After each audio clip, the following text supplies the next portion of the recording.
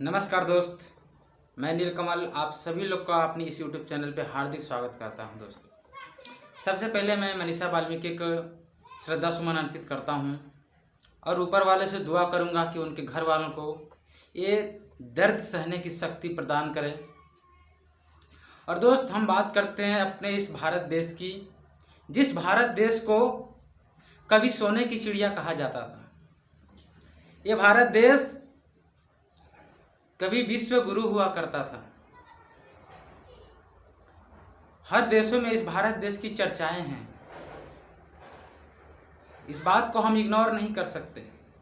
लेकिन आज देखा जाए तो भ्रष्टाचार का गढ़ हो चुका है हमारा भारत देश। कभी हम शान से कहा करते थे कि हम भारत देश के निवासी हैं, हम एक ऐसे देश के रहने वाले हैं जहां पर हमारे श्री राम जन्मभूमि है, जिस देश में श्री राम जन्म लिए हैं, जिस देश में काशी मथुरा है।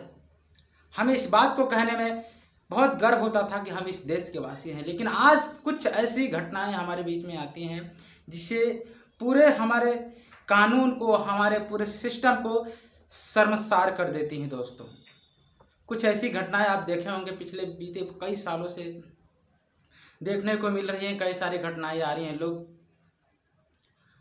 आज जो हमारे पीछे कुछ समय पहले मनीषा वाल्मीकि के साथ जो हुआ है, आप सभी लोग उससे परिचित होंगे। और आज जिस तरीके से हमारा पूरा सिस्टम खराब हो चुका है, आज हमें लगता नहीं है कि आज इस समय कोई सुरक्षित है। मैं यहां तक ये भी कह सकता हूं कि इस समय एक जो आदमी है वो भी सुरक्षित नहीं है। कहीं रात में जा रहा है, उसका छीना झपटी हो जा रहा है, कब किसका कत्ल हो जा रहा है, कब किसका पॉकेट मारा जा रहा है, कब क्या हो जा रहा है। और लेडीज की तो बात ही आप देख रहे हैं। आज हम बिल्कुल सिक्योर नहीं है और इसका जो कारण है पूरा का पूरा हमारा प्रशासन है। जो प्रशासन, जो खाकी वाले लोग आज संविधान के अनुसार नहीं बल्कि खादी वालों के अनुसार चल रहे हैं। आज अपनी कुर्सी बचाने के चक्कर में आज किसी की मोह माया भूल जा रहे हैं। जिस तरीके से इतना बड़ा दर्द जो अपनी बेटी को गवा दिया हो, एक दर्द अभी क्या कम है जो दूसरा दर्द ये देखने को मिला कि उस बेटी का लास्ट दाह संस्कार करने को भी नहीं दिया गया। इससे घटिया प्रशासन कभी हो नहीं सकती। लेकिन हमने कभी सोचा भी नहीं था कि ऐसा होगा। लेकिन आज दोस्तों, आज हमें सब मिलकर आज आवाज उठाना है। आज बहुत सारे लोग, हमारे देश की युवा जिसके दिल में एक नई उमंग है, एक नई चाहत है, अपने पुलिस में जाने के लिए जो दिन रात तैयारियां कर रहे हैं, मुझे लगता है कि ये चीज देखकर उन्हें अपने आप पे भी शर्म आई होगी कि क्या मैं इस डिपार्टमेंट पे जाऊं। क्या इस तरीके से पुलिस वाले इतने गिर चुके हैं।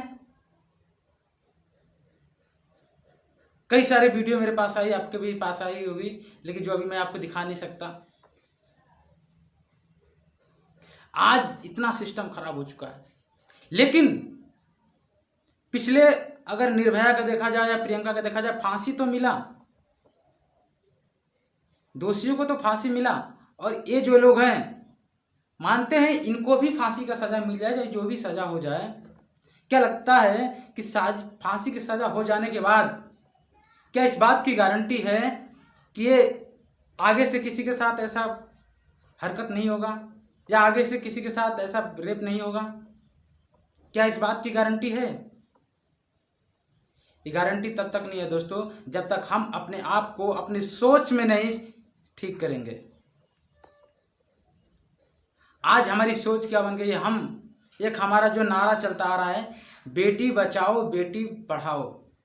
जब हम इस बात को कहते हैं बेटी पढ़ाओ बेटी बचाओ, तो हम इस बात को साबित कर देते हैं कि हमारी बेटियां कमजोर हैं। आखिर में हमें कहते ही क्यों हैं कि बेटी बचाओ? आज से हमें नारा बंद करना है।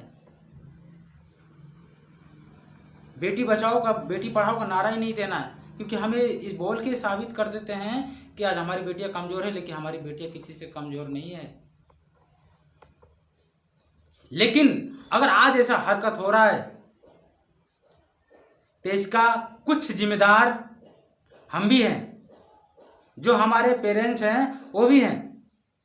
क्योंकि आज के बाद दोस्तों हमें सिर्फ अपने लड़कियों को नहीं बल्कि अपने लड़कों को भी इस बात का ध्यान रखना होगा कि मेरा लड़का कहाँ जा रहा है, मेरा लड़का कितने बजे घर पे आ रहा है, किसके साथ घूम रहा है, पढ़ाई करने जा रहा है तो पढ़ाई कर रहा है कि कहीं और जा रहा है। आज से हमें लड़कियों के साथ साथ अपने लड़कों का भी ध्यान देना है।